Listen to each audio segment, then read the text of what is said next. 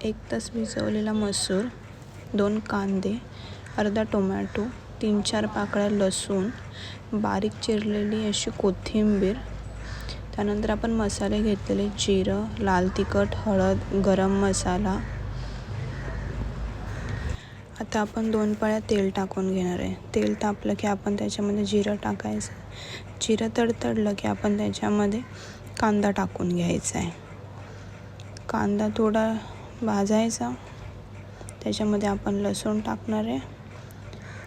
त्याच्यानंतर आपण टोमॅटो टाकणार आहे. ते थोडं परतून घ्यायचं. गुलाबीसर असा रंग झाला की आपण त्याच्यामध्ये आपले सगळे मसाले ॲड करणार आहे.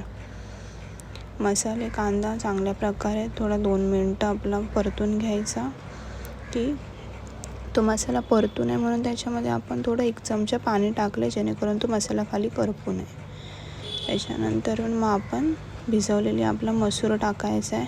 थोडंसं 2 मिनटं परतून घ्यायचं आहे. त्याच्यामध्ये आपण चवीनुसार मीठ टाकणार आहे, गरम पाणी टाकणार आहे आणि 2 शिट्ट्या काढून घ्यायच्या आहेत. अशा प्रकारे आपला मसूर तयार झालेला आहे.